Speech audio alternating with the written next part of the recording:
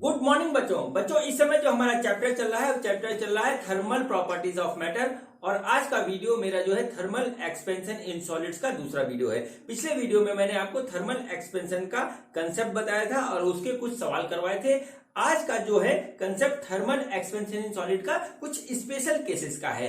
तो चलिए बच्चों मैं अपना टॉपिक स्टार्ट करता हूँ। तो आज मेरे यूट्यूब चैनल मेरे पिताश्री की पाठशाला पे मेरे पापा का ये थर्मल एक्सपेंशन इन सॉलिड का दूसरा वीडियो है। तो मैं पीछे आती हूँ, मेरे पापा आपको पढ़ाएंगे। बच्चों आज के वीडियो में हम पढ़ेंगे एप्लीकेशंस ऑफ थर्मल एक्सपेंशन के बारे में। ठीक है बच्चों, पिछले वीडियो में हमने थर्मल एक्सपेंशन इन सॉलिड पढ़ा था। अब हमारी डेली लाइफ में थर्मल एक्सपेंशन किस तरीके से इफेक्ट डालता है उसके बारे में हम आज पढ़ेंगे। ठीक है बच्चों, तो देखिए इसमें जो सबसे पहला जो हमारा जो टॉपिक होगा वो होगा टाइम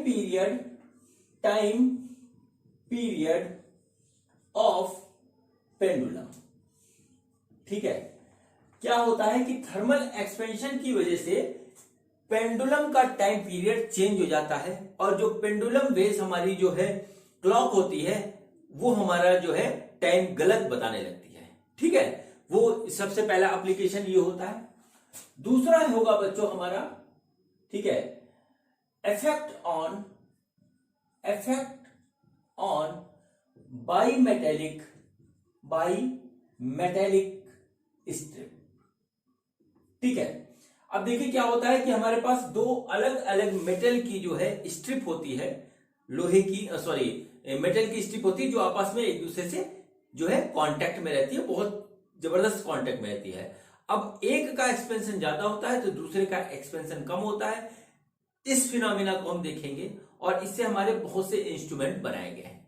ठीक है, तो ये हुआ। तीसरा बच्चों है कि जो है effect of temperature on metal. ठीक है, मेटल सीट। ठीक है, मेटल का सीट है तो उसके ऊपर टेम्परेचर का किस तरीके से इफेक्ट पड़ता है। और थिक है सीट में हमारी थिक है, अच्छी खासी थिक है, तो उस पर किस तरीके से फर्क पड़ता है। और लास्ट में हम सबसे देखेंगे कि फॉल्टी स्केल रीडिंग। ठीक है, फॉल्टी स्केल रीडिंग में क्या होता है बच्चों, जैसे सपोज करिए कि एक हमारे पास मेटल की एक कोई स्केल है। ठीक है, ये हमारे पास इस तरीके से मेटल का स्केल है, इसके ऊपर इस तरीके से हमारा जो है बना हुआ है। देखिए कुछ इस तरीके से ये है, ठीक, कुछ इस तरीके से बना हुआ है। अब देखिए क्या होता है कि एक्सपेंशन के कारण जो है ये हमारा बढ़ जाता है। हमने इसका टेम्परेचर बढ़ा दिया तो ये दिया बढ़, तो बढ़ने से क्या होता है कि इसका जो है रीडिंग जो यहां थी वो थोड़ी थोड़ी बढ़ जाती है ऐसे। ठीक है, अब यदि हम इससे कोई चीज मेजरमेंट करेंगे तो वो हमको गलत बताएगा। ये स्केल हमारा फॉल्टी हो गया। अब इससे मेजरमेंट करेंगे तो हमारा मेजरमेंट सही नहीं आएगा। ठीक है, और ये हमारा जो है स्केल, ये हमारा अगर मेटल का है तो टेम्परेचर का इफेक्ट पड़ता है इससे मेजरमेंट लेने पे। सबसे लास्ट में हम इसको पढ़ेंगे। ठीक है, तो बच्चों चलिए स्टार्ट करते हैं। पहला concept time period of pendulum. ठीक है बच्चों, अब बच्चों आजकल तो वो घड़ियां हमारी खत्म हो गई, अब तो म्यूजियम में ही वो घड़ियां बची हैं। या आप पुरानी पिक्चर देखेंगे तो उसमें दी जाएगी। पुराने जमाने में हमारी जो है घड़ी होती थी वो जो है पेंडुलम के ऊपर चलती थी। ठीक है, पेंडुलम के ऊपर चलती थी और पेंडुलम का टाइम पीरियड ही उस पर जो है डिसाइड करता था कि टाइम हमारा कितना हो गया। ठीक है बच्चों, तो देखिए पेंडुलम का टाइम पीरियड हमारा जो है घड़ी से अटैच रहता था एक सिस्टम के थ्रू और उससे हमारा जो है टाइम पता लगता था। पेंडुलम क्लॉक हम उसको कहते थे। ठीक है, और ये पेंडुलम का जो है पूरा कॉन्स्ट्रक्शन होता था हमारा मेटल से, पूरा कॉन्स्ट्रक्शन मेटल से होता था। अब बच्चों जो पेंडुलम का टाइम पीरियड है वो यहां से इस तरीके से ऑसिलेशन करता था और एक ऑसिलेशन में जो टाइम लगता था वो उसको टाइम पीरियड कहते थे। तो बच्चों हमारा जो पेंडुलम का टाइम पीरियड इस तरीके से निकलता है, इसका फार्मूला होता है 2π√L/G। Time period equal to 2π√L/G। अब बच्चों यदि इसका टेम्परेचर बढ़ गया तो जाहिर सी बात है ये मेटल का बना हुआ है, तो इसका जो है टाइम पीरियड पे फर्क पड़ेगा। क्यों पड़ेगा? क्योंकि यदि टेम्परेचर इंक्रीज हो गया तो इसका लेंथ इंक्रीज हो जाएगा, टेम्परेचर डिक्रीज हो गया तो इसका लेंथ डिक्रीज हो जाएगा। अब बच्चों अगर टेम्परेचर हमारा बढ़ गया, लेंथ इंक्रीज हो गया, तो बच्चों सपोज करिए लेंथ इंक्रीज हो गया एल डैश, इस तरीके से हो गया। तो बच्चों देखिए यहां पर 2 पाई कांस्टेंट है, जी कांस्टेंट है, यानी कि टाइम हमारा जो डायरेक्टली प्रोपोर्शनल है वो under root length of pendulum के हैं। यानी अगर हमारा लेंथ ऑफ पेंडुलम इंक्रीज हो गया टेम्परेचर के बढ़ने से, तो क्या होगा कि हमारा टाइम पीरियड बढ़ जाएगा। ठीक है, क्या होगा? टाइम पीरियड इंक्रीज हो जाएगा, टाइम पीरियड इंक्रीज हो जाएगा। ठीक है, और टाइम पीरियड इंक्रीज हो गया तो हमारी क्लॉक है वो हो जाएगी हमारी स्लो, क्लॉक हमारी स्लो हो जाएगी। ठीक है, अब बच्चों रिवर्स में चलते हैं। मान लीजिए टेम्परेचर हमारा डिक्रीज कर गया, टेम्परेचर डिक्रीज करेगा तो क्या होगा? लेंथ हमारी डिक्रीज हो जाएगी। लेंथ डिक्रीज होने से क्या होगा कि हमारा टाइम पीरियड हमारा क्या होगा? वो डिक्रीज हो जाएगा। ठीक है, टाइम पीरियड डिक्रीज होने से क्या होगा कि घड़ी जो है जल्दी ऐसे पेंडुलम करेगा तो घड़ी हमारी तेज हो जाएगी। तो तेज होने से क्या होता है, जो है क्लॉक है वो हो जाएगी हमारी फास्ट। ठीक है, तो ये फॉल्ट आता है घड़ी में, जो घड़ियां हमारी चलती है क्लॉक मतलब पेंडुलम के बेस पे। ठीक है बच्चों, तो इसका कैलकुलेशन हमारा होता है कि किस तरीके से ये इंक्रीज होता है, किस तरीके से डिक्रीज होता है, क्या होता है, चलिए वो मैं आपको बताता हूं। ठीक है बच्चों, तो चलिए इसका फिनोमेना स्टार्ट करते हैं और देखते हैं कि हमारा जो है घड़ी के टाइम पे क्या फर्क पड़ता है टेम्परेचर के इंक्रीज या डिक्रीज होने से। ठीक है बच्चों, तो देखिए क्या हुआ, हमारे पास क्या है, सपोज करिए कि हमारे पास पहले टाइम है T1, टाइम पीरियड है T1, और जो है हमारा जो लेंथ है इसका वो है L1G, इस तरीके से है। हमने क्या किया, डेल्टा T से टेम्परेचर इंक्रीज कर दिया, डेल्टा T से टेम्परेचर इंक्रीज कर दिया बच्चों, तो क्या हुआ कि हमारा सपोज करिए लेंथ ऑफ पेंडुलम हो गया L2 और टाइम पीरियड ऑफ पेंडुलम हो गया T2, तो यह आ गया 2 pi L2 divided by under root g, ये इस तरीके से आ गया, under root L2 by g आ गया। अब बच्चों इस टाइम पीरियड और टाइम पीरियड में हम जो है निकालेंगे डिफरेंस, तो T2 हमारा बड़ा होगा T1 से, तो यहां पे आएगा T2 माइनस T1। ठीक है, ये आ गया, तो ये कुछ निकल के आएगा, कुछ इस तरीके से करेंगे 2 pi under root L2 by g minus 2 pi under root L1 by g, इस तरीके से निकालेंगे, फिर कैलकुलेशन करेंगे। ठीक है, फिर हम पता लगेंगे कि हमारा जो है कितना इंक्रीज या डिक्रीज होगा हमारा घड़ी। ठीक, ये बच्चों इस तरीके से फिनोमेना जो इसमें कंसेप्ट चलता है वो इस तरीके से चलता है, और इस तरीके से अगर हम करेंगे तो हमको काफी टाइम लगेगा, कैलकुलेशन ज्यादा होगी और हमारे से गलती हो सकती है। ठीक है बच्चों, तो इसमें एक कंसेप्ट अप्लाई होता है और उससे ये क्वेश्चन जो है बहुत जल्दी हो जाता है, उसको बोलते हैं हम शॉर्टकट मेथड। ठीक है, shortcut method to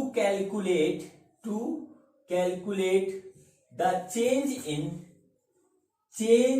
in time period.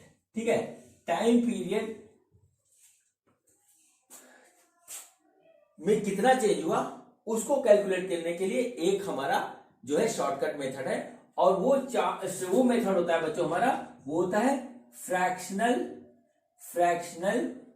Change in time period का हम मेथड लगाएंगे। ठीक है, fractional change in time period का मेथड। ठीक है बच्चों, तो चलिए वो मैं आपको बताता हूं। बच्चों हमको थोड़ा सा पहले चैप्टर के बारे में याद करना पड़ेगा। वो चैप्टर जो बच्चों पहला मैंने आपको पढ़ाया था इस वीडियो सीरीज के, इस यूट्यूब चैनल का पहला वीडियो था, और वो पहला चैप्टर था, वो चैप्टर था हमारा बच्चों यूनिट एंड मेजरमेंट। ठीक है, यूनिट एंड मेजरमेंट, उसमें हमारा जो है वीडियो नंबर 5 है, और वो है हमारा एरर एनालिसिस। एरर एनालिसिस का है, उसमें एक कंसेप्ट आया था फ्रैक्शनल चेंज का। फ्रैक्शनल चेंज क्या था? फ्रैक्शनल चेंज हमारा वो ये था कि अगर कोई फिजिकल क्वांटिटी x है, वो इस तरीके से डिपेंड करती है y की पावर a z की पावर b पे, ठीक है, इस तरीके से करती है। तो फ्रैक्शनल चेंज इन x हमारे पास होगा x is equal to a fractional change in y divided by y plus b into delta z upon z, इस तरीके से वो होगा। ठीक है बच्चों, ये कंसेप्ट मैंने उसमें आपको बहुत ही अच्छी तरीके से बता रखा है। यहाँ पे क्या होता है कि x जो हमारा डिपेंड कर रहा है y की पावर a पे, z की पावर b पे, तो फ्रैक्शनल चेंज आएगा a, पावर को हम यहां लिख देंगे fractional change in y plus into होगा प्लस हो जाएगा plus b into fractional change इन z। ठीक है, ये पूरा कंसेप्ट हमने जो है उसमें बहुत डिटेल में बता रखा है, आप लोगों को आता भी होगा। इस कंसेप्ट का यूज फिजिक्स में कहीं पर भी हो जाता है, कहीं पर भी हो जाता है। ठीक है बच्चों, तो इसी कंसेप्ट का यूज हम करेंगे change in time period calculate करने के लिए। तो बच्चों देखिए हमारा जो है टाइम पीरियड का फार्मूला क्या है। ठीक है, टाइम पीरियड का फार्मूला हमारे पास क्या है। अब देखिए यहां पे क्या हुआ कि टाइम पीरियड हमारा क्या है, 2 pi under root L by g, इस तरीके से है। अब हम यहां पे निकालेंगे fractional change in time period, fractional change in time period निकालेंगे। तो बच्चों देखिए किस तरीके से आएगा, delta T upon T is equal to 2 pi हमारा कांस्टेंट है, जी हमारा कांस्टेंट है, इसमें किसी भी तरीके का चेंज नहीं आएगा, तो इसको हम फ्रैक्शनल चेंज में हटा देते हैं। तो हमारे पास क्या आ रहा है, ठीक है, हमारे पास क्या आ रहा है, पहले हम देखिए इस तरीके से देखेंगे कि t जो है वो डायरेक्टली प्रोपोर्शनल हो रहा है हमारा l की पावर 1/2। ठीक है, अंडर रूट है तो l की पावर 1/2 पे डिपेंड कर रहा है। तो देखिए फ्रैक्शनल चेंज इस तरीके से आएगा, वो आएगा delta t by T is equal to 1/2 delta l upon l। ठीक है बच्चों, यहां पर हमारा जो है इस तरीके से निकल गया। देखिए यहां पे t, नीचे वाला t है इनिशियल टाइम पीरियड। ठीक है, इसको लिख लीजिए, t जो है हमारा वो होगा हमारा initial time period of pendulum, time period, ठीक, initial time period of pendulum. और जो L है वो है इनिशियल लेंथ ऑफ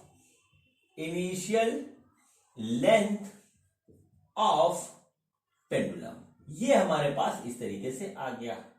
और डेल्टा टी और डेल्टा एल है हमारा, डेल्टा टी और डेल्टा एल है हमारा चेंज इन लेंथ और चेंज इन टाइम पीरियड। कितना चेंज हुआ वो लेंथ से हम कैलकुलेट करेंगे, चेंज इन लेंथ हम कैलकुलेट कर लेंगे, इस फॉर्मूले में रखेंगे तो चेंज इन टाइम पीरियड हमारा निकल आएगा।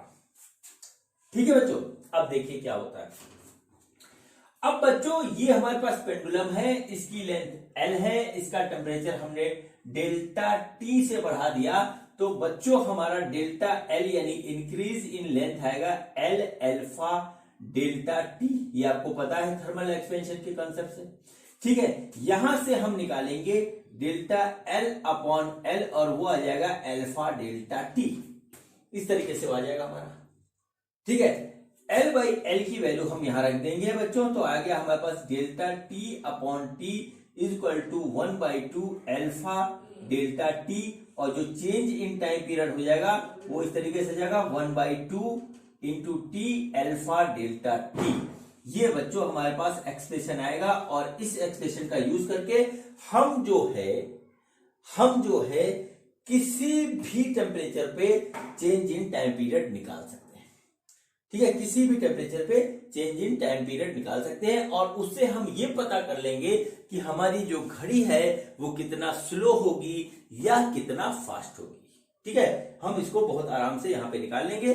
तो बच्चों हमारा जो हमारे पास आया उसको हम देखिए लिखते हैं, यहां पे लिखते हैं हमारे पास change in time period is equal to 1/2 T alpha delta T, जहां पे अल्फा है कोएफिशिएंट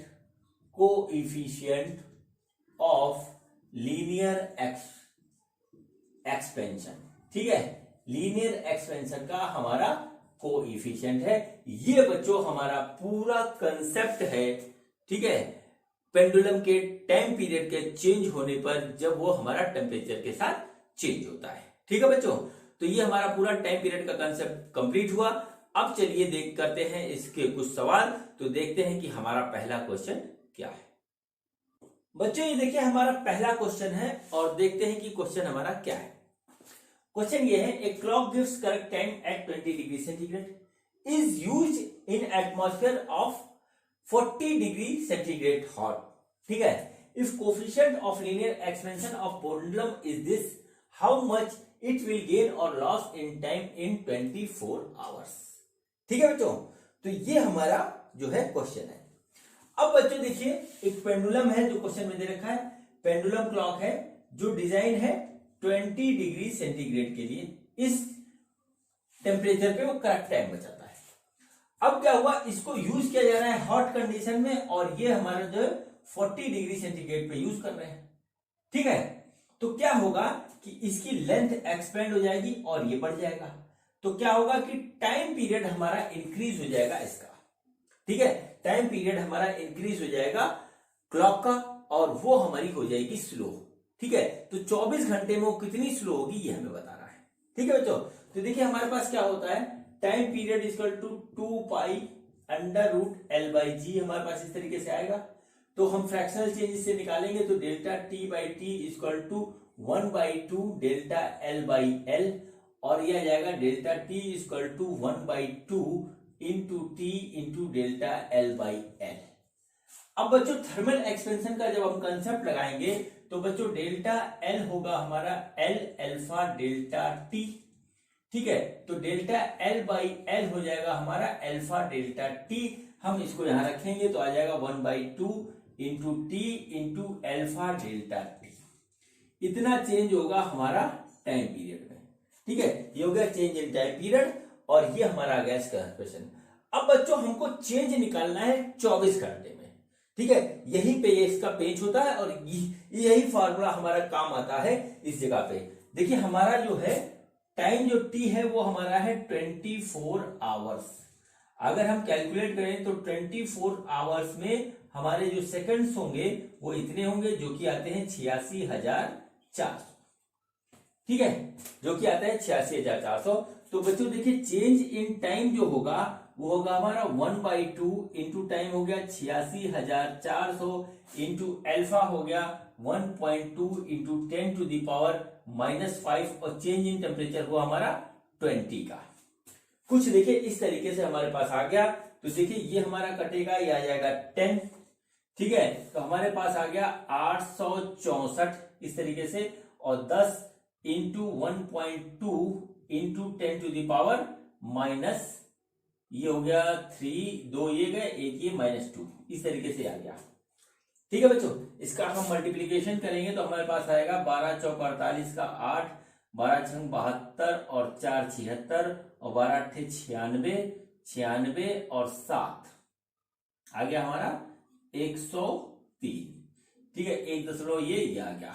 तो बच्चों हमारा जो आया डेल्टा टी वो आया इतने सेकंड।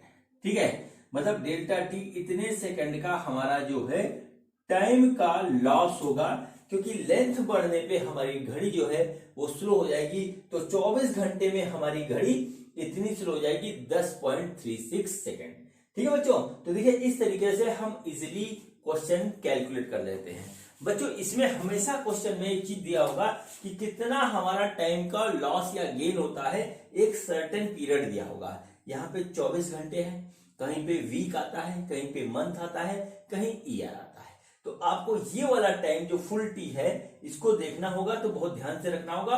और चाहे कोई भी टाइम पीरियड दे रखा होगा उसमें आप सेकंड में कन्वर्ट करके ही जो है उसकी वैल्यू रखोगे, तो हमारा गेन या लॉस इन टाइम उस पीरियड में आ जाएगा। ठीक है बच्चों, तो ये हमारा पहला क्वेश्चन कंप्लीट हुआ। अब बच्चों इसी कंसेप्ट पे एक और क्वेश्चन करते हैं, तो देखते हैं कि हमारा अगला क्वेश्चन क्या है।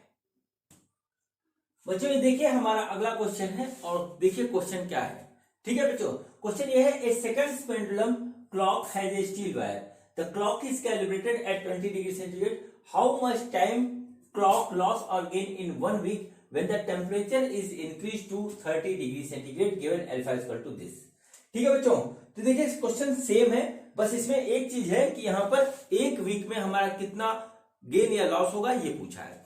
दूसरी चीज यहां पर हमको दे रखा है सेकंड्स पेंडुलम। ठीक है, सेकंड्स पेंडुलम यहां पे लिखा हुआ है। ठीक, सेकंड पेंडुलम तो होता क्या है बच्चों, सेकंड पेंडुलम वो पेंडुलम होता है जिसका टाइम पीरियड होता है हमारा 2 सेकंड, जिसका टाइम पीरियड बच्चों होता है हमारा 2 सेकंड। ठीक है बच्चों, तो देखिए हमको क्या निकालना है, लॉस और gain in the time period, तो वो बच्चों होता है हमारा t equal to 2 pi under root L/G। ठीक, तो fractional change in time period हम निकालेंगे इस तरीके से, तो वो आ जाएगा हमारा 1/2 डेल्टा L/L, और ये होगा हमारा 2 अल्फा डेल्टा t। तो delta t divided by t हमारे पास इस तरीके से आ गया। ठीक है बच्चों, यानी कि हमारा लॉस या गेन इन होगा टाइम का, वो होगा 1/2 इंटू टी इंटू अल्फा, ठीक है, into alpha into delta T, इस तरीके से होगा। ठीक है, अब देखिए हमसे यहां पे पूछा है 1 वीक में कितना लॉस या गेन होगा। ठीक है बच्चों, तो देखिए 1 वीक में हमारा टाइम निकलेगा 7 डेज, एक डेज में हमारा 24 घंटे, 24 घंटे में हमारा 60 सेकेंड, 60 मिनट, 60 सेकेंड, तो कुल मिलाकर के ये हमारा आ जाएगा 7 इंटू 86,400, इस तरीके से आ जाएगा। तो बच्चों हमारा जो लॉस या गेन होगा वो होगा इतना, तो आएगा 7 इंटू 86,400 इंटू अल्फा है 1.2 इंटू 10 टू द पावर -5, और डेल्टा टी है बच्चों हमारा 10। ठीक है बच्चों, इसको जब हम कैलकुलेट करते हैं तो हमारा आता है 36.28 सेकेंड।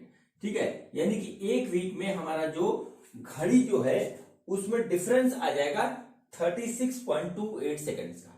ठीक है बच्चों, अब देखिए ये लॉस होगा ये गेन, ये हमको निकालना है।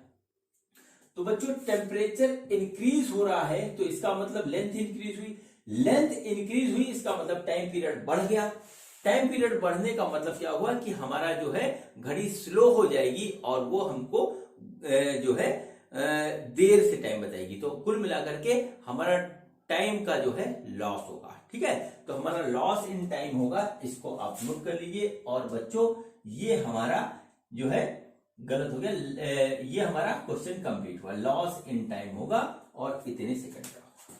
ठीक है बच्चों, तो ये बच्चों हमारा कंसेप्ट कंप्लीट हुआ जो है time period of A pendulum clock का। ठीक है बच्चों, अब हम बात करते हैं बाई मेटेलिक स्ट्रिप की। ठीक है, बाई मेटेलिक स्ट्रिप की, और इस पे जो है देखिए किस तरीके से हम थर्मल एक्सपेंशन के कंसेप्ट को अप्लाई करते हैं। ठीक है बच्चों, देखिए किस तरीके से हम थर्मल एक्सपेंशन के कंसेप्ट को अप्लाई करते हैं। तो देखिए बाई मेटेलिक स्ट्रिप किस तरीके की होती है बच्चों, देखिए बाई मेटेलिक स्ट्रिप होती है कुछ इस तरीके की। ये देखिए हमारे पास एक कुछ इस तरीके का डिवाइस होता है। ठीक है, ये हमारे पास है। ठीक, अब क्या होता है, ये एक अलग मेटल का बना हुआ है, ये एक अलग मेटल का बना हुआ है, इसका लेंथ और क्रॉस सेक्शनल एरिया सब बराबर है मेटल का, लेकिन एक चीज में डिफरेंस है, वो है इसके कोफिशिएंट ऑफ लीनियर एक्सपेंशन में। ठीक है, और यहां पर हमको दे रखा है कि alpha 1 is greater than alpha 2।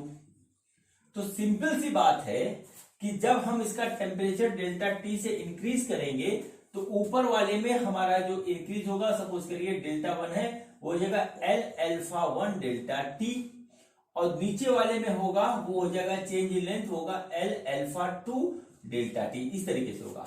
बच्चों देखिए यहां पर एल कॉमन है, डेल्टा टी कॉमन है, चेंज हमारा क्या है यहां पर देखिए सिर्फ अल्फा 1 और अल्फा 2 में है।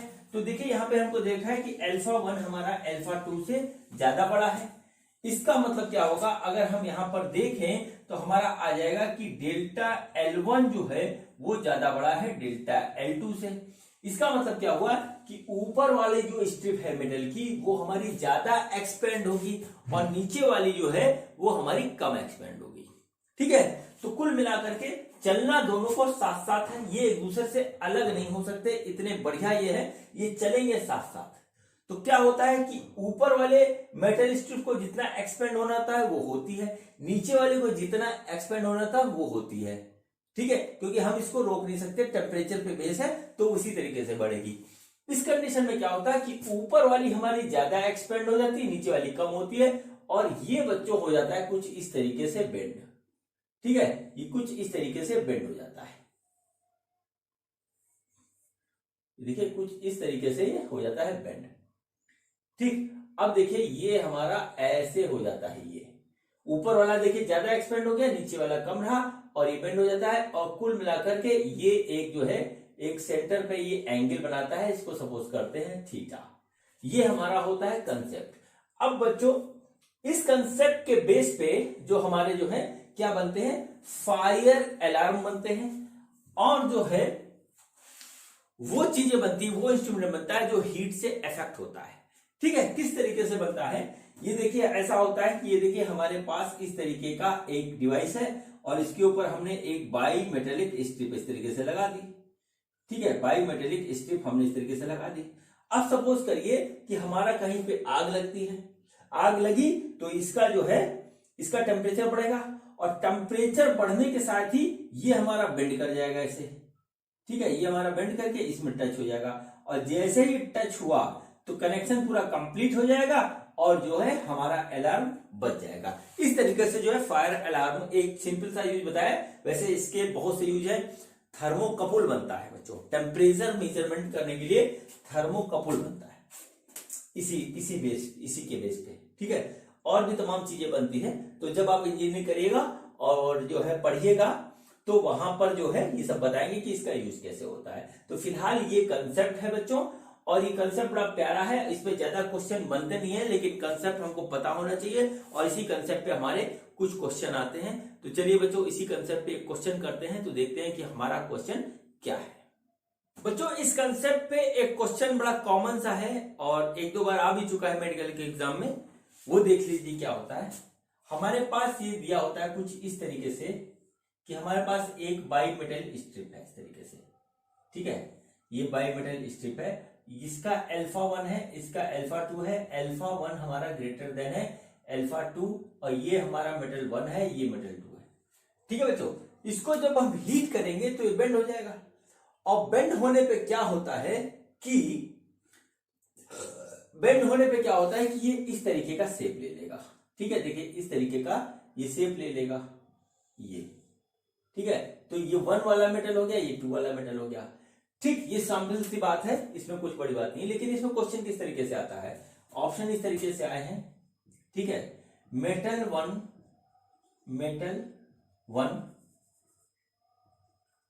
will be on convex side, ये आ गया। दूसरा होता है metal 1 will be on concave side. ठीक है, तीसरा ऑप्शन बच्चों इसी में आता है कि metal 2 will be on convex side. ठीक है, कॉन्वेक्स साइड। और जो है चौथा ऑप्शन होता है कि metal 2 will be on concave side. बच्चों ऐसा क्वेश्चन आ चुका है मेडिकल के एग्जाम में, इसमें कुछ होता नहीं है। ठीक है, सिंपल सी बात है कि मेटल 1 हमारा कॉन्वेक्स साइड में है तो पहला वाला सही हो गया, मेटल 2 हमारा कॉनकेव साइड में है तो डी वाला सही हो गया। ठीक है, लेकिन हमको ये आइडिया होना चाहिए, क्योंकि जिसको नहीं पता होगा वो नहीं कर पाएगा, ये बात बिल्कुल सही है। ठीक है बच्चों, तो ये हमारा एक क्वेश्चन था सिंपल सा जो मैंने आपको बता दिया। अब बच्चों चलिए हम करते हैं दूसरा क्वेश्चन, और वो उसमें थोड़ा सा कैलकुलेशन है, तो देखिए हमारा कैलकुलेशन क्या होता है। ठीक है, हमको जो है बच्चों यहाँ पर क्या दे रखा है, हमको यहाँ पर हमको दे रखा है बाई मेटल स्ट्रिप। इस तरीके से हमको एक बाई मेटल स्ट्रिप दे रखा है यहाँ पे। ठीक है, ये इस तरीके से है, ये हमारा ऊपर वाला है ब्रास। ठीक है, नीचे वाला है स्टील। ठीक है, ये हो गया, और इसका coefficient of linear expansion brass का है अल्फा बी और स्टील वाले का है अल्फा एस। और हमको यहाँ पे दे रखा है कि alpha B is greater than alpha S. ठीक, ये हमको दे रखा है और इसको हीट किया जाता है डेल्टा टी टेम्परेचर से। तो ये क्या होता है कि ये इस तरीके से जो है हमारा बेंड हो जाता है। देखिए इस तरीके से हमारा बेंड हो गया, ऐसे ये हमारा हो गया इस तरीके से बेंड, ये आ गया इस तरीके से बेंड हो गया। ठीक है, और बेंड हो करके ये एक एंगल यहां पर ऐसे फॉर्म करता है थीटा। ये एक एंगल इस तरीके से थीटा फॉर्म करता है। ठीक है बच्चों, और इसकी डिस्टेंस हमको यहां से यहां तक दे रखी है बच्चों। यहां से इसकी जो है हमारी डिस्टेंस है ये हमको दे रखी है डी। ठीक है, डी। तो हमसे पूछा है कि जिस आर्क पे बेंड हुआ उसका रेडियस क्या होगा। अगर हम इसका रेडियस देखें आर, तो इसका जो है रेडियस क्या होगा ये हमको निकालने के लिए हमको दे रखा है। ठीक है बच्चों, कि रेडियस इसका क्या होगा वो हमको निकालना है। यहां पर ये बात आ गई। ठीक, तो अब देखिए ये क्वेश्चन किस तरीके से होगा वो देखते हैं बच्चों। देखिए हुआ क्या, हुआ यहां पे ये कि हमारा जो है इनिशियल लेंथ, हम इसका मान लेते हैं कि हमारा इनिशियल लेंथ है हमारा एल नॉट। ठीक, इनिशियल लेंथ है हमारा एल नॉट।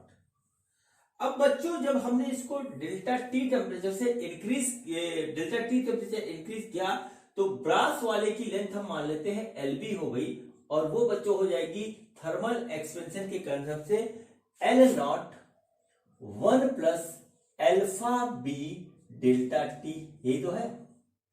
और जो हमारा स्टील है उसकी जो है हम लेंथ मान लेते हैं कि वो हमारी हो जाएगी एल एस, और वो हो जाएगी बच्चों हमारी L not 1 plus alpha S delta T, इस तरीके से हो जाएगी।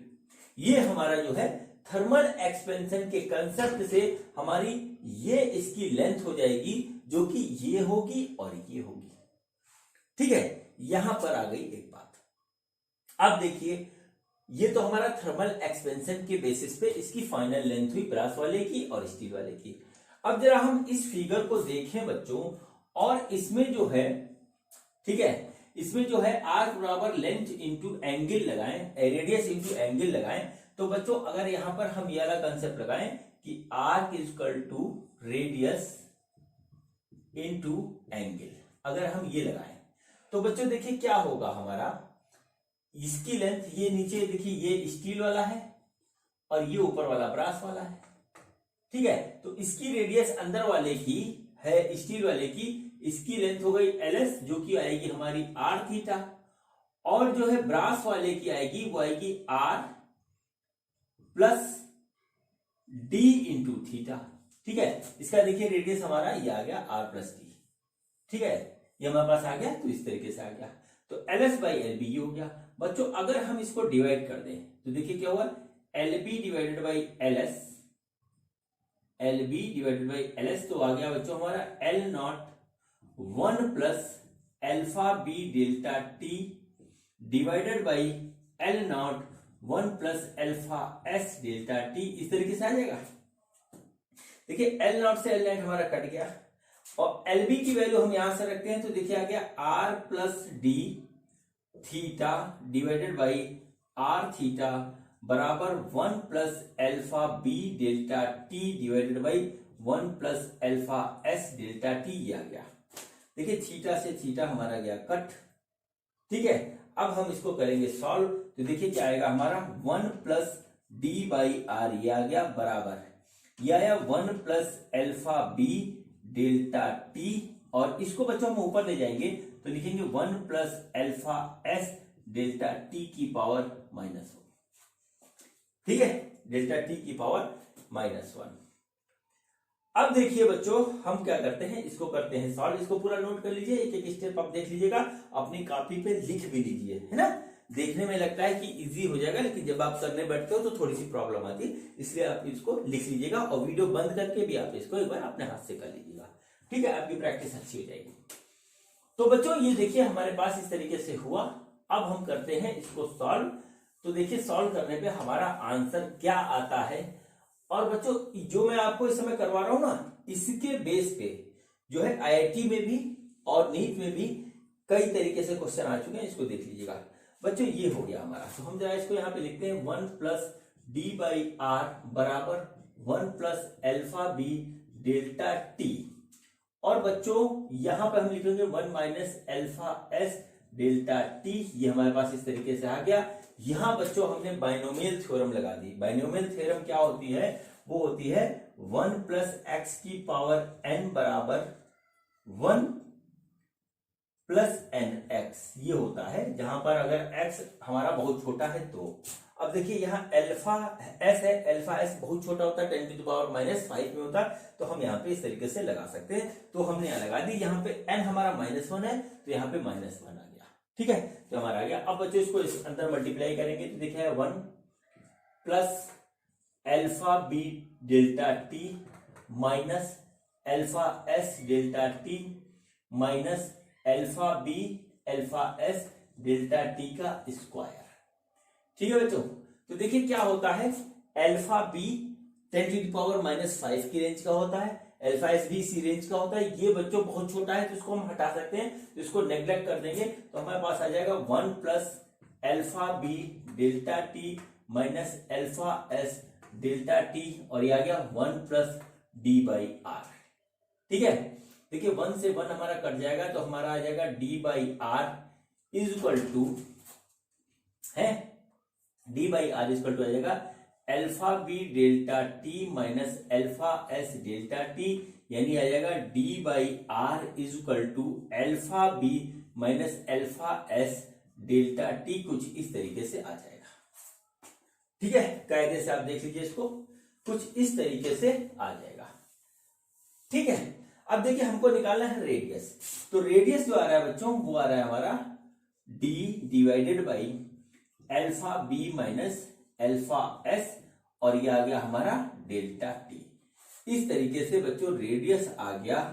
ये उस बाइमेटेलिक स्ट्रिप का जिसका टेम्परेचर हम डेल्टा टी से बढ़ाते हैं तो हमारा बेंड हो जाता है।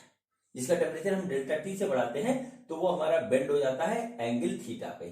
तो ये हमारा इस तरीके से इसका हुआ आंसर।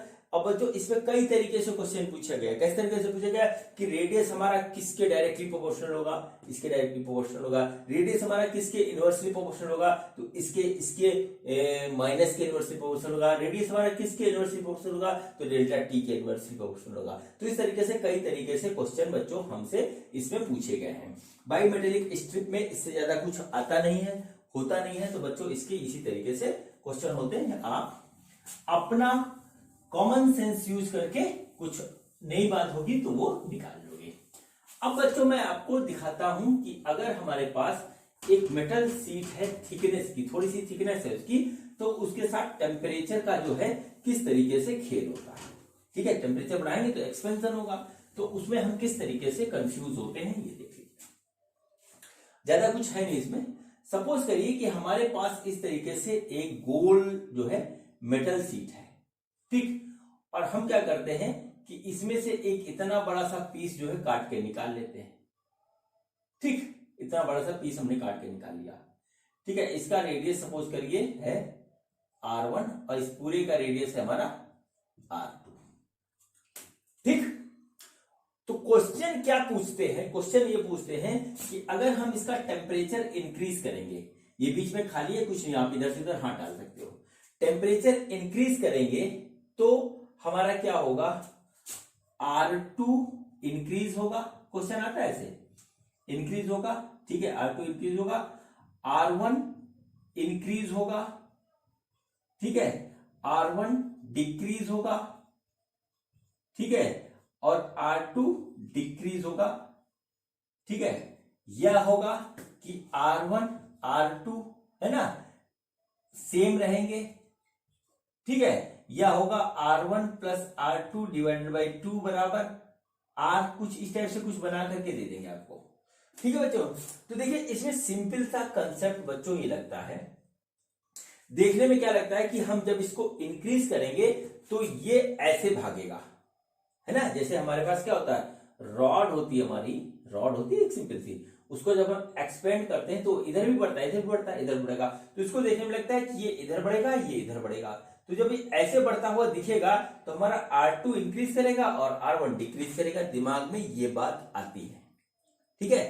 R1 इंक्रीज करेगा और R2 डिक्रीज करेगा, ये बात हमारी दिमाग में आती है, ठीक है बच्चों। लेकिन ये गलत है। इसका सही आंसर है, अगर हम टेम्परेचर इसका इंक्रीज करेंगे तो R2 इंक्रीज करेगा, ये बात तो बिल्कुल सही है। लेकिन R1 भी इंक्रीज करेगा। कैसे इंक्रीज करेगा वो मैं आपको बताता हूं। सपोज करिए यहां से हमने बीच से कुछ काट के निकाला पोर्शन, तो जो पोर्शन काट के निकाला उसको हमने यहां पे इस तरीके से रख दिया, और इसका जो है हमारा है R1 रेडियस, मतलब यहां से हमने कटिंग निकाली, उसको यहां पे रख दिया ऐसे। अब बच्चों जितना टेम्परेचर हमने इसका इंक्रीज किया उतना टेम्परेचर हमने इनका इंक्रीज किया, तो क्या होगा, इसका भी जो हमारा रेडियस बढ़ जाएगा ना, बढ़ जाएगा। अब बच्चों यदि हम बढ़े हुए रेडियस के साथ इसको उठा करके इसके अंदर फिट कर दें तो ये बिल्कुल बैठ जाना चाहिए, लॉजिक के हिसाब से बैठ जाना चाहिए। तो बच्चों इसमें इस केस में ऐसा होता है कि जब हमारा इस टाइप का ऑब्जेक्ट होता है कि ये डिस्क है हमारे पास, इसमें से हमने एक पोर्शन काट के निकाल लिया, इसका टेम्परेचर इंक्रीज करेंगे तो ये भी बढ़ेगा, ये भी बढ़ेगा, और टेम्परेचर डिक्रीज करेंगे तो ये भी घटेगा और ये भी घटेगा। ये इसका लॉजिक होता है। गलती होती है ऐसे क्वेश्चन में, और ये भी हमारा मेडिकल में आ चुका है, कई सालों में अलग अलग तरीके से घुमा के आया है, और इसमें जो है बच्चों इसी तरीके की हमसे गलती होती है, ये नहीं करना, इसीलिए मैंने आपको इसको बता दिया, ठीक है बच्चों। तो ये हमारा जो है कंसेप्ट जो है, ये हमारा जो है पूरी तरीके से इसका खत्म हुआ। अब बच्चों इसमें एक कंसेप्ट हमारा बचा है, और लास्ट कंसेप्ट बचा हुआ है वो है हमारा फॉल्टी स्केल रीडिंग। हमारा जो है कोई स्केल है वो फॉल्टी हो जाता है टेम्परेचर इंक्रीज होने की वजह से।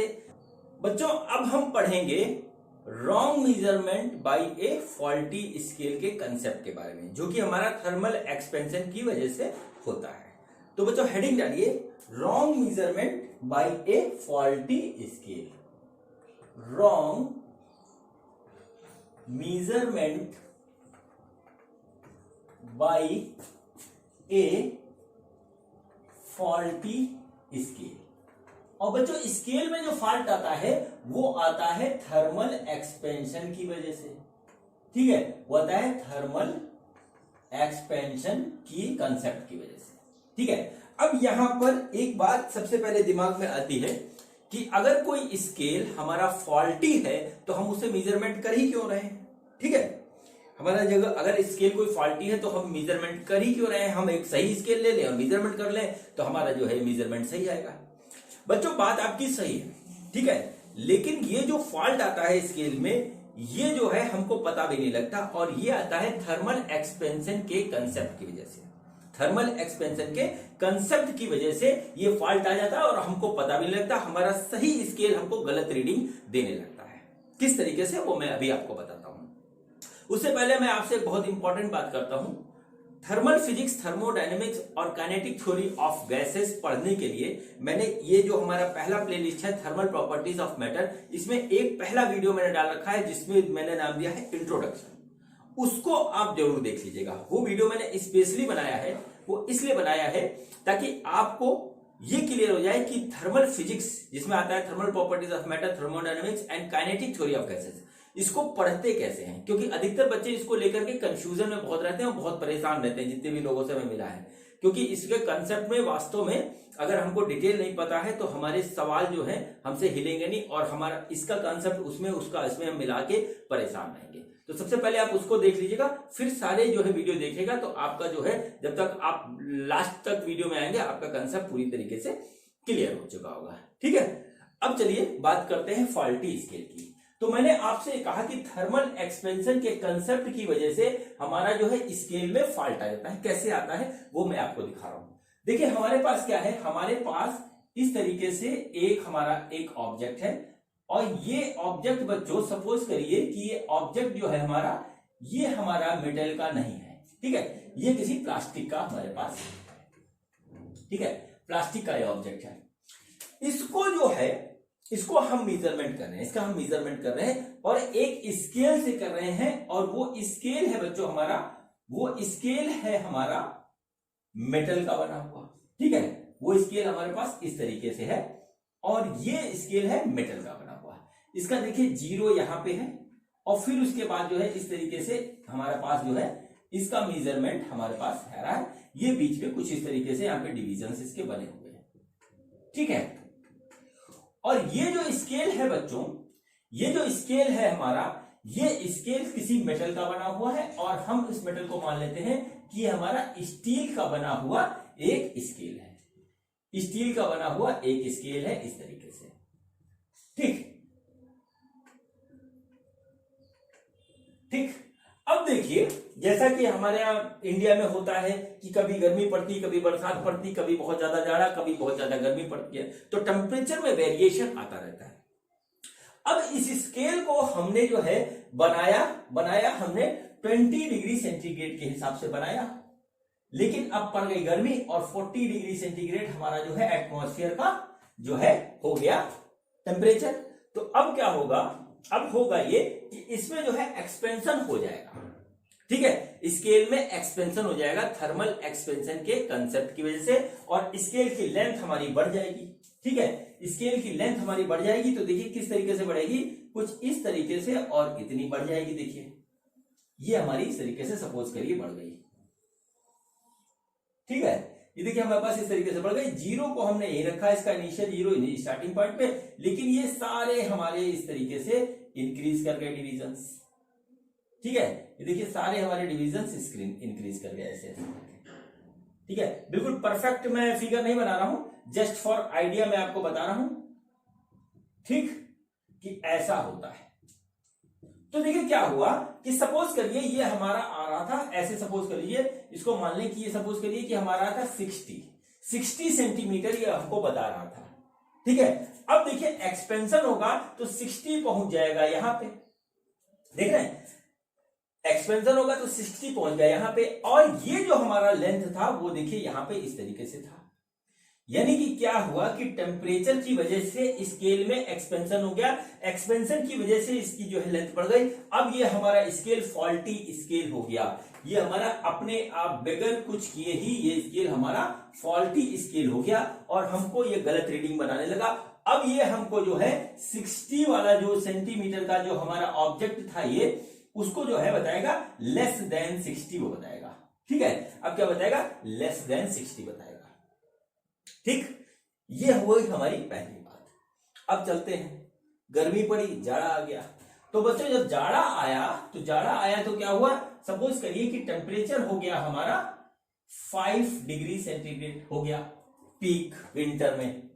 तो अब देखिए क्या हुआ कि ये स्केल हमारा जो है क्या होगा, कॉन्ट्रैक्ट हो जाएगा, ठीक है। ये अपने ओरिजिनल लेंथ से कॉन्ट्रैक्ट हो जाएगा, कुछ इस तरीके से सिकुड़ जाएगा, और ये क्या होगा कि इसका जो 60 वाला फिगर था वो यहां पे पहुंच जाएगा।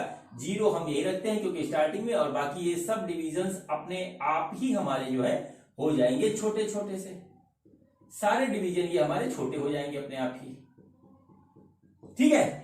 और देखिए अब जो ये हमारा जो मेजरमेंट आएगा, ये हमारा सपोज करिए 60 है, ये 70 हो गया। अब हम मेजर करेंगे तो ये हमारा 60 पॉइंट समथिंग बताएगा, यानी कि अब हमको ये बताएगा मोर देन 60, और पहले यहां पे कितना बता रहा था, लेस देन 60, ठीक है बच्चों। तो ये हुआ हमारा मेजरमेंट में गलती ड्यू टू फॉल्टी स्केल, और स्केल हमारा बिल्कुल सही था लेकिन थर्मल एक्सपेंशन की वजह से हमारा ये चीज ऐसे आ गया, ठीक है।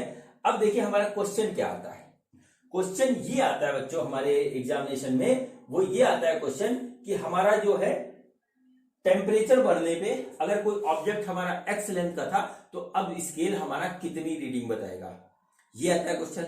दूसरी बताता है कि अगर हमारा इतने टेम्परेचर पे स्केल इतनी रीडिंग बता रहा है तो उसका जो है करेक्ट रीडिंग क्या होगी। इस टाइप के जो है क्वेश्चंस इसमें आते हैं।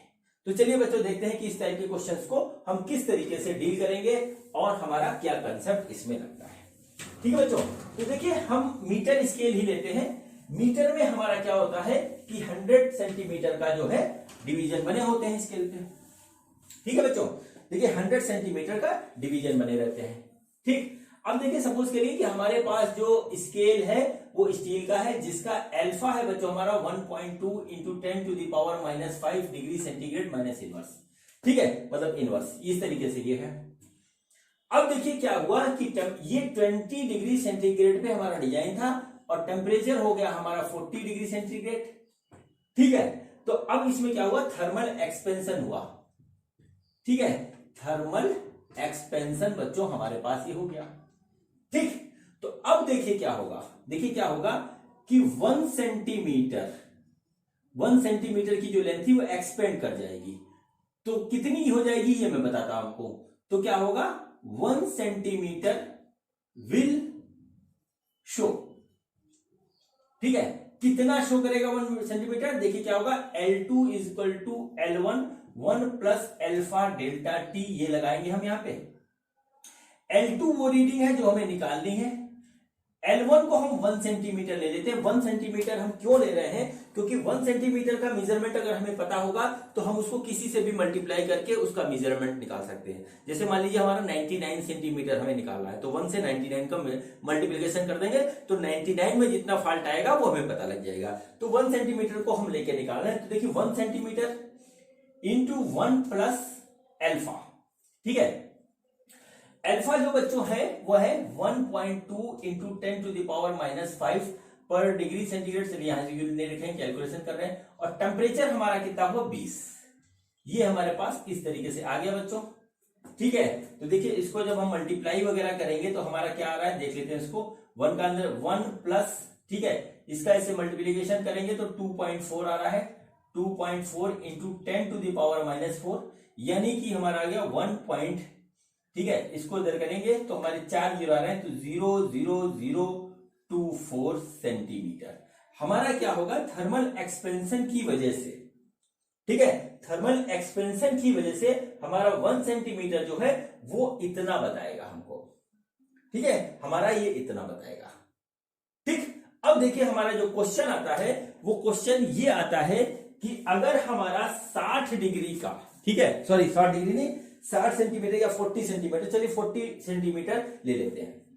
ठीक है, 40 सेंटीमीटर का कोई ऑब्जेक्ट था। ठीक है, 40 सेंटीमीटर का कोई हमारे पास लेंथ का ऑब्जेक्ट था। थर्मल एक्सपेंशन, और ये इसको हमने नापा था 20 डिग्री सेंटीग्रेड के कैलिब्रेटेड स्केल पर। तो अब 40 डिग्री सेंटीग्रेड पे हमारा स्केल कितनी रीडिंग देगा। ठीक है, ये क्वेश्चन इस तरीके से आता है। तो बच्चों देखिए इस तरीके की क्वेश्चन क्या कहते हैं, जब हमारा स्केल में फॉल्ट नहीं आया था, यानी वो 20 डिग्री सेंटीग्रेड पे कर रहे थे, तो हमारा 1 सेंटीमीटर जो था वो 1 सेंटीमीटर ही बता रहा था, यानी कि 40 सेंटीमीटर वाला 40 सेंटीमीटर बता रहा था, यानी 40 को हम 1 से डिवाइड करेंगे तो 40 आ जाएगा। ठीक है, अब देखिए ऑब्जेक्ट हमारा 40 सेंटीमीटर का है, लेकिन स्केल में आ गया फॉल्ट। तो बच्चों अब जो 1 सेंटीमीटर डिवीजन जो हमारा अब बढ़ गया है, हम उससे 40 सेंटीमीटर को डिवाइड कर देंगे 1.0024। ठीक है, तो अब ये जितना आएगा वो इसका आंसर बताएगा। तो मैं कैलकुलेटर यूज करके देखता हूं कि क्या आता है इसे। तो 40 डिवाइडेड बाई 1.0024, तो हमारे पास आ गया ये 39.904 सेंटीमीटर। मतलब क्या हुआ कि जब स्केल में एक्सपेंशन आ गया तो जो है वो हमारा इतना हमको बता रहा है। ठीक है, 40 सेंटीमीटर के ऑब्जेक्ट की लेंथ वो बता रहा है 39.904। ठीक है, ये तरीका होता है बच्चों निकालने का। मतलब क्या हुआ कि हमारा क्वेश्चन ये था कि अगर हमारे स्केल में 40 डिग्री सेंटीग्रेड पे फॉल्ट आ जाता है, ठीक है, जो कि 20 डिग्री सेंटीग्रेड के लिए कैलिब्रेटेड है, तो वो अब जो है 40 सेंटीमीटर के ऑब्जेक्ट की रीडिंग कितनी बताएगा। तो बच्चों हम क्या करेंगे कि 1 सेंटीमीटर हमारा एक्सपेंड होकर कितना हुआ उसको निकाल लेंगे, और 40 या जो भी मेजरमेंट है उसको हम जो है इससे डिवाइड कर देंगे, तो हमारी जो रीडिंग बता रहा होगा वो आ जाएगी। क्योंकि जब एक्सपेंशन होता है तो रीडिंग हमारी कम बताता है। ठीक है बच्चों, अब देखिए इसी क्वेश्चन को हम जो है टेम्परेचर डिक्रीज होने पे करते हैं। ठीक है, देखिए क्या हुआ यहां पर हुआ क्या कि अब जो है हमारा जो है जाड़े का टाइम आ गया और टेम्परेचर जो है हमारा हो गया 20 डिग्री से 5 डिग्री सेंटीग्रेड हो गया। ठीक है, तो अब देखिए L2 हमारा क्या हो जाएगा, L2 होगा L1 1 plus alpha delta T, इस तरीके से हो गया। तो L1 हम 1 लेंगे और 1 आ गया, प्लस एल्फा है 1.2 इंटू 10 टू द पावर -5, और डेल्टा टी होगा हमारा 5 माइनस 20। ठीक है, 5 माइनस 20, तो देखिए क्या आ गया इस तरीके से, ये आ गया, अब इसको गुणा करेंगे तो आ गया 1 प्लस ये आ गया 1.2 इंटू 10⁻⁻5 इंटू 15, ये हमारे पास आ रहा है। तो ये हमारा आ जाएगा 1, ये -15 आएगा, ठीक है, ये -15 आएगा इस तरीके से। तो जब हम इसका मल्टीप्लीकेशन इससे करेंगे, ठीक है, तो हमारा आ जाएगा 118 आ जाएगा, -18, ठीक, ये माइनस है, ये 1.2 है माइनस, तो ये हमारा आ जाएगा इस तरीके से 1 - 18 इंटू 10⁻⁻5, यानी कि ये आ गया हमारा 1 - 1.8, या ऐसे लिखने इसको 1 - 0.00018। ये देखिए बच्चों हमारे पास आ गया। तो हमारा जो रीडिंग आएगी इसको घटाने के बाद वो आ जाएगी 0.99, ठीक है, 99, और इसमें से जाएगा तो आ जाएगा 2, और इधर बचा 9, तो ये 9989, ये आएगा 9998 सेंटीमीटर, मतलब 82 सेंटीमीटर। मतलब क्या हुआ ये कि अब हमारा जो है स्केल जो है कॉन्ट्रैक्ट हो गया, तो उसके डिविजन्स कम हो गए। देखिए इसको समझने के लिए ऐसे कि हमारे पास सपोज करिए 1 सेंटीमीटर पहले इतना था, क्या हुआ, टेम्परेचर डिक्रीज होने की वजह से स्केल छोटा हो गया, तो स्केल छोटा होने की वजह से उसका डिवीजन ऐसे हो जाएगा। तो पहले जो ये 1 सेंटीमीटर था, अब वो 0.99982 जो है सेंटीमीटर का रह गया, ठीक है। ये हमारा इस तरीके से बता रहा है। अब हमसे पूछा गया कि टेम्परेचर डिक्रीज होने पर अगर कोई ऑब्जेक्ट हमारा 50 सेंटीमीटर का है, ठीक है, 50 सेंटीमीटर एग्जैक्ट है, तो वो हमारा अब फॉल्टी स्केल से कितनी रीडिंग बताएगा।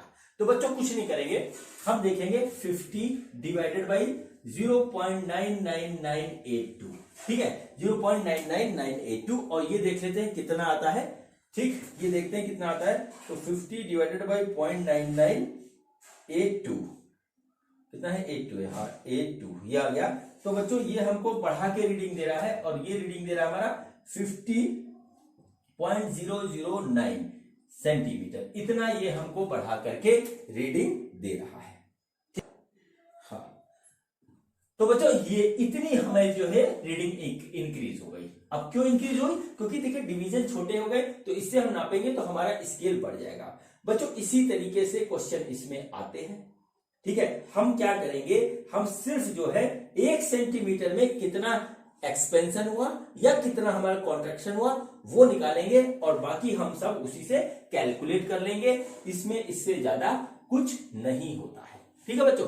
ये हमारा फॉल्टी स्केल का कंसेप्ट था, ठीक है। और जो है इस तरीके से थर्मल एक्सपेंशन के जितने भी एप्लीकेशन होते थे वो मैंने जो है यहाँ पे कंप्लीट कर दिए हैं। अब बस आपको एक काम करना है कि आपको इसकी प्रैक्टिस करनी है, और प्रैक्टिस करने के लिए अच्छी अच्छी बुकें हमारे पास 3 हैं, उसमें से कर सकते हैं। एक है एच.सी. वर्मा जी की, दूसरी है हमारे पास एस.एल. अरोड़ा जी की, और तीसरी है डी.सी. पांडे जी की। मैं वो तीनों पढ़ता रहता हूँ लगातार, और मैं कहूंगा आप भी इन्हीं को फॉलो करिए, और जो है आपका कंसेप्ट इससे स्ट्रांग हो जाएगा। प्रैक्टिस बहुत जरूरी है, जहां आपकी प्रैक्टिस छूट जाएगी कंसेप्ट आपका गायब हो जाएगा माइंड से, ठीक है। तो बच्चों आज का ये वीडियो मेरा यही खत्म होता है। अब मिलते हैं नेक्स्ट वीडियो में एक नए कंसेप्ट के साथ। ये वीडियो देखने के लिए बहुत बहुत धन्यवाद, थैंक यू।